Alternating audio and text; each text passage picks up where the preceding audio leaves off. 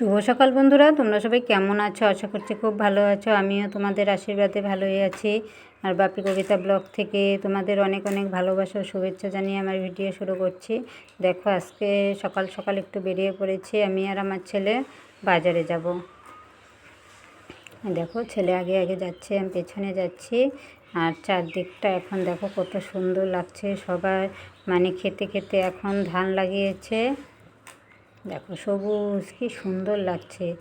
আর এক তো গ্রামের পরিবেশ তো জানোই, গাছপালা শাক সবজি দিয়ে ঢাকা থাকে, দেখতে খুব ভালোই লাগে। দেখো চারদিকে কি সুন্দর ধান লাগিয়েছে, তাকালেই মনে হয় সব দেখা যায় সবুজ সবুজ, কত ভালো লাগে বলো। আর দূরে দেখা যাচ্ছে না, ওটা আমাদের মানে দেওয়ানহাট কলেজ। এই দেখো আমাদের বাড়ি থেকেই দেখা যায়, বেশি একটা দূরে না, মানে 4-5 মিনিটের রাস্তা। এটা রাস্তার পাশে, হাই রোডে উঠলে অল্প এগুলেই এটা কলেজটা দেখা যায়।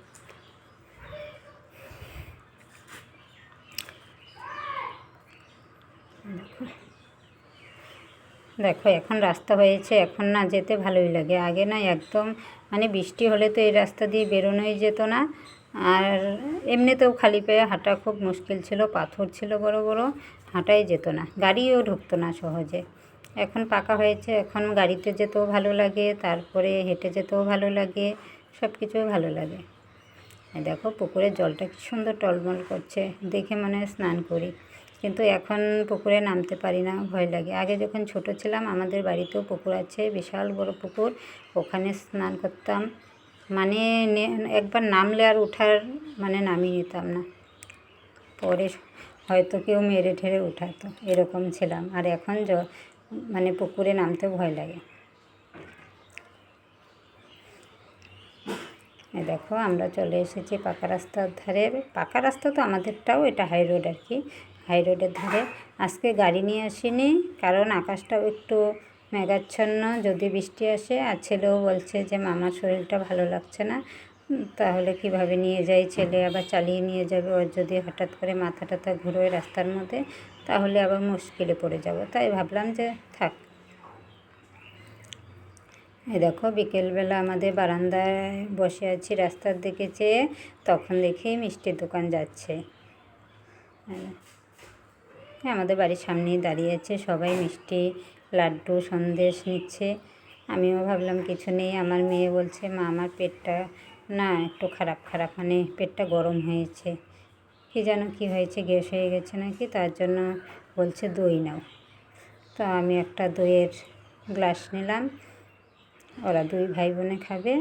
আর আমার জন্য একটা, এটা কীরকম যেন খুরমা দিয়ে মানে পকোড়াটা বানিয়েছে। খুরমাকে হয়তো বেসনের মধ্যে ডুবিয়ে পকোড়া বানিয়েছে। এই দেখো আমার মেয়ে দই খাচ্ছে, বলছে আমি দই খাবো। আর মিষ্টি দইটা না ভালোই লাগে, গরমের মধ্যে খেতে ভালোই লাগে। এই দেখো আমার জন্য এটা এনেছি, এটা কিন্তু খুরমা, ভিতরে খুরমা, উপরে বেসন দিয়ে ভেজেছে, মানে পকোড়ার মতো বানিয়েছে। দেখো ওদের জন্য আনিনি, ওরা বলছে খাবো না, ওদের পেটটা ভালো না, তার জন্য আনিনি। ভিতরটাও ভালো ভাজা হয়ে গেছে, খেতে ভালোই লাগে, উপরে ঝাল ঝাল মশলা দেওয়া থাকে না, ভালো লাগে। এই দেখো তখন বাজারে গিয়েছিলাম আমি, না শাক সবজি তো এনেছি, মাছও এনেছি। তখন দুপুরবেলায় এনে আমি এটা মাছগুলোকে ভেজে আর সকালবেলা রান্না করেছিলাম মাছ ভাজা দিয়ে, সকালের সবজি ছিল, দুপুরবেলা খাওয়া হয়েছে। মাছটা আর কি তরকারি বানাইনি। বাজার থেকে এসে না খুব ক্লান্ত হয়ে গেছি, তখন আর ইচ্ছে হলো না রান্না করতে। পরে ভাবলাম যে না মাছটা তো ভাজতেই হবে, না হলে নষ্ট হয়ে যাবে, রাতে মানে রাত পর্যন্ত থাকবে না, তার জন্য মাছটা ভেজে আমরা অল্প দুপুরে খেয়েছি। এখন রাতের বেলা আমরা মানে এটাকে তরকারি বানাবো। এই দেখো এখানে আলু আর ঝিঙে কাটা আছে, ঝিঙেগুলো অল্প বড় বড় করে দিয়েছি, আলুগুলো না পাতলা পাতলা করে একটু লম্বা করে কেটেছি। এটা ঝোল বানাবো বড় মাছের, ঝিঙে দিয়ে এখন ভালোই লাগে। বেগুনও ছিল, আমার মেয়ে বলছে না বেগুন দিয়ে বানাবে না, ঝিঙে দিয়ে বানাও, তার জন্য আমি আলু আর ঝিঙে কেটে নিয়েছি। এগুলো সবজিগুলো কেটে ধুয়ে রেখেছি। এখন ভাত হচ্ছে, তারপরে তরকারিটা বানাবো। আর মাথাটা আছে, মাথাটা দিয়ে বাঁধাকপি দিয়ে বানাবো। বাঁধাকপি এনেছি, ভাবলাম যে মাথাটা আর কীভাবে খাবো, খালি তো ভালো লাগে না, তার জন্য ভাবলাম কপি দিয়ে বানালে একটু খেতেও টেস্ট হবে, মাথাটাও মানে শেষ হয়ে যাবে। ঝিঙ্গাগুলো না একদম মানে কচি ছিল, ভেতরে একদম বীজ হয় নাই। দেখো কি সুন্দর কচি কচি। এখানে লঙ্কা আর পেঁয়াজ কেটে নিয়েছি, এগুলোকে বেটে নেব আর জিরে দেবো সাথে। আমি বেশি মশলা দিয়ে বানাই না, গরমের দিন না। এই দেখো কপি একটু কেটে মানে গরম একটু ভাপ দিয়ে নিলাম, উপরে যে ওষুধ বীজ থাকে ওগুলো গরম জলে ভাপ দিলে এটা বেরিয়ে পড়ে। ভাপ দিয়ে নিলে ভালো হয়, তারপরে রান্না করব।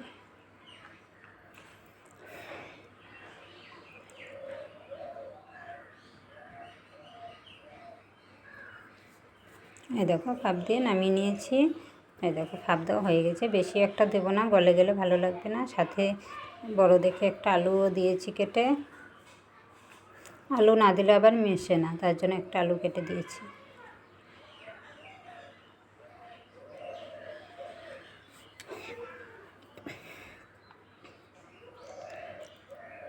দেখো কপি কাটাটা কিন্তু একদম ঝুরি হয় নাই, আমি অত একটা ঝুরি ঝুরি কাটতে পারি না, বটি দিয়ে কেটেছি তো, তার জন্য একটু বড় হয়েছে। মশলা দেবো এখানে পেঁয়াজ, লঙ্কা, জিরে বাটা আছে।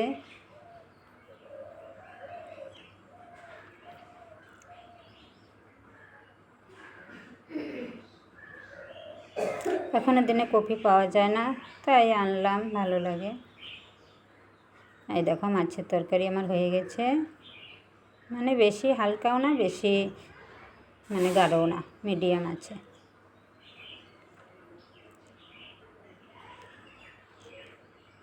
আমরা তো চালানি মাছ খাই না, বাজারে গেলে সব সময় না লোকাল মাছ পাওয়া যায় না। যদি সকালে তাড়াতাড়ি যাই তাহলে পাওয়া যায়, দেরিতে গেলে পাওয়া যায় না। সেদিন আবার একটু দেরিতে গেছি, তাও মানে ছিল, তারপরে নিয়ে এসেছে, ভালো হয়েছে। এই দেখো মাছের মাথা, মাছের মাথাটা দিয়ে কপি দিয়ে রান্না করব। ঝোলটা হয়ে গেছে, এখন কপিটা রান্না করব, তাহলেই হয়ে যাবে আমাদের রাতের রান্না। এই দেখো বাঁধাকপি দিয়ে মাছের মাথা দিয়ে বানিয়ে নিয়েছি। কীরকম হয়েছে তোমরা বলো, কমেন্ট করে জানিও। খেতে তো পারবে না, মানে একটু দেখেই বলে দিও।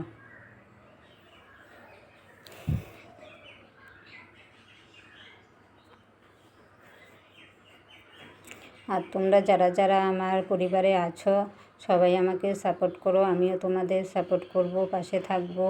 একে অপরকে না করলে কীভাবে এগোতে পারবো বলো। আমি কিছুদিন থেকে খুবই ব্যস্ত আছি, শরীরও বেশি ভালো না।